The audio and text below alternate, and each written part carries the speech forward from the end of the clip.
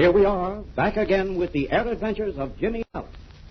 The former messenger boy has returned to his home airport at Kansas City, where he is rounding out his time as a student pilot. Each day finds him in the hangar, working on his ship or in the air on a practice flight.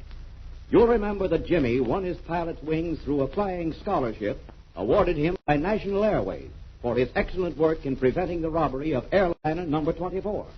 Later, he and his pal, Speed Robertson, famous race pilot, broke up a gang of aerial smugglers near the Mexican border and saved their friend, Mrs. Croft, from losing a valuable piece of property. Although the gang made good their escape, Jimmy's courage and prompt action resulted in the rescue of Barbara Croft from the bandits. Today, however, Jimmy is somewhat concerned. Leaving his plane in the hangar, he has walked down to the passenger terminal just as the swift airliner roars over the field and prepares to land.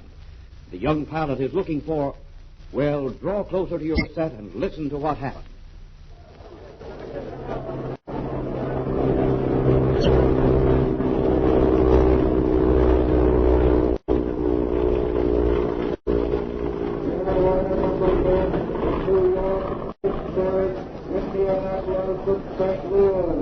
Hello, Mr. Burns. Number 10's right on time, isn't she? Well, if it isn't Jimmy Allen in person. Yep, number 10's poking her nose down right on the dot. How have you been, Jim? If I felt any better, they'd have me in the jug, Mr. Burns. Say, Speed Robinson's bringing in number 10. I stopped off at the dispatcher's office, and they told me. Well, I'm not surprised. Speed always brings them in on time. You can bank your last dime on that. By the way, how are you getting along with your flying? Why, just fine, thanks, Mr. Burns. At least I guess it's fine. Speed says that all pilots just starting out think their flying's the best in the world. Well, that's only natural, my boy. If you don't think your work's good, no one else will. Look, number 10's landing. Back, everybody, please. Watch your step. The plane will be up here in a minute. Speed's flying her all right. I can see him leaning out the cockpit window.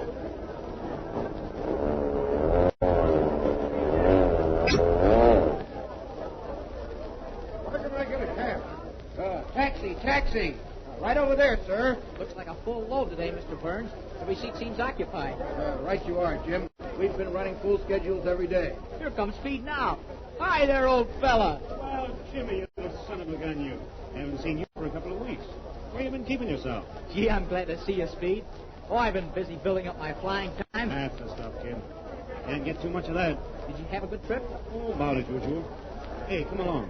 Walk over to the pilot's locker room when I check in. Okay, Speed.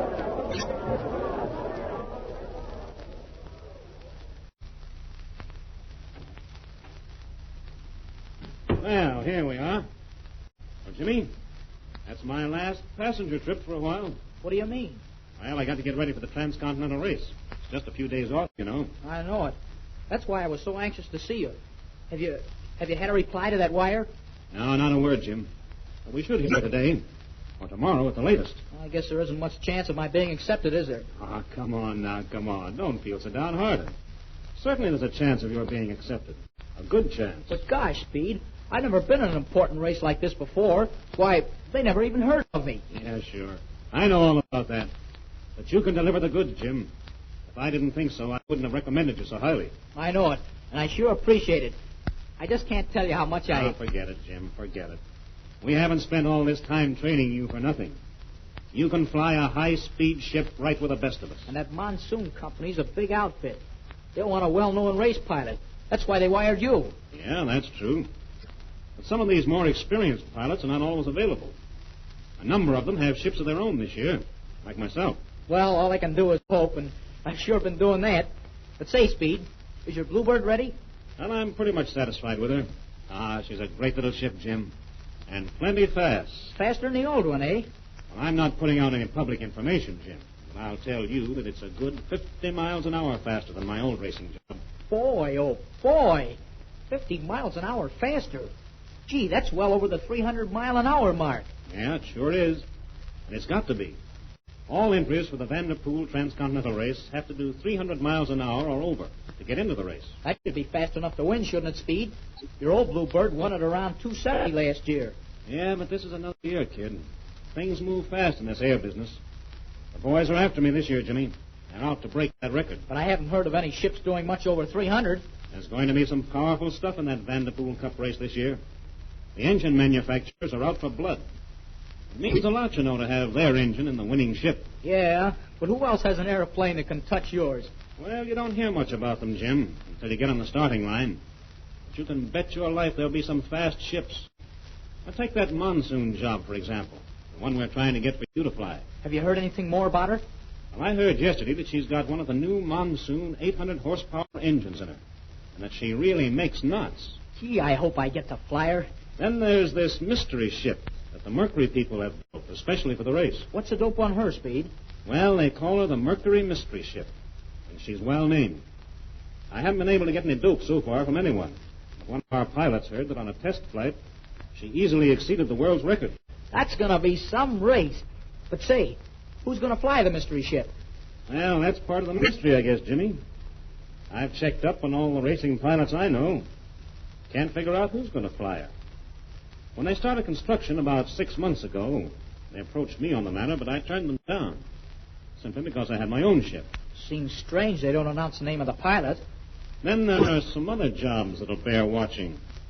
Pilots like Bill Rutherford and Pinky Davis. They're tough to beat, kid. And they always have fast planes. Gee, I'm almost afraid the monsoon people will accept me. Just think of racing against pilots like you and Pinky Davis and some of those other fellas. Now, listen, kid. If you get that monsoon 800 job, you won't have to stay in anyone's prop wash. And remember now, once that starting gun is fired, all friendship ceases. Well, I sure realize that, Speed. Believe me, if I do get a ship, though, I'm going to give her all she's got. But sure would seem funny racing against you, Speed. Well, we all have to learn, son. You can't learn how to fly a race out of a textbook. Say, how have you been getting on with your flying lately? I've really been putting in a lot of time, and most of it on cross countries. You know, I sure learned a lot about navigation in the last couple of 100 hours. That's great. You know, it's the best kind of training you can get for a cross-country dash like this Vanderpool race. The training you gave me, Speed, sure helped me a great deal.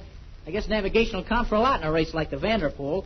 On a long race like that, it's one of the most important factors. And that's where some pilots are weak. A fast ship doesn't do you much good if you don't stay on your course. I can see that all right. The ideal combination for the transcontinental race is a sturdy airplane of good design, a powerful and reliable engine, and then knowing how to navigate so you're never 100 yards off your course. A pilot with all that is going to be right up in front. Wouldn't do to have much engine trouble in a race like that, would it? Well, you shouldn't have any, Jim, if you have a mechanic that knows his stuff. The rules of the race make it necessary for you to carry a mechanic. So, of course, your engine will be tuned up like a fine Swiss watch. You're taking Flash Lewis with you, aren't you? Yeah, Flash finally agreed to go along with me. There's a great mechanic, though, Jim. He's that all right. He didn't like the idea of it much at first, skipping over the treetops at 300 an hour. But you know Flash. He always has to have something to gripe about. If the monsoon people accept me, I suppose they'll furnish the mechanic. Oh, sure. Those big engine manufacturers always have a couple of mechanics who specialize on racing engines. Can they work on your engines at the control stops? Oh, yeah, sure. The race time is taken from the sound of the starting gun at one control point to the split second you cross the finish line at the next control point. Then you're permitted to do anything you want to your ship, as long as it's on the starting line to go on the next hop. But what if you're not ready? Well, if you're not on the starting line, ready to go when the starter drops his flag, it's just too bad. Because the time counts against you anyway. And it's up to your mechanic to see that you're always ready, eh? That's it, exactly. In the Cup race last year, Pinky Davis burned out a bearing on his engine. And at the following night control stop, they put on a brand new engine for him. And he was ready to go the next morning. I guess I better study up the rules of the race. Oh, absolutely, Jim. Have every rule and regulation firmly fixed in your mind. More than one good pilot has been disqualified in a race of this kind because he violated some minor rule. Gee, I'd hate to lose a race like that. And if you did, it'd be simply due to carelessness. And a careless pilot doesn't deserve to win a race. You study those rules, Jim. Study them carefully.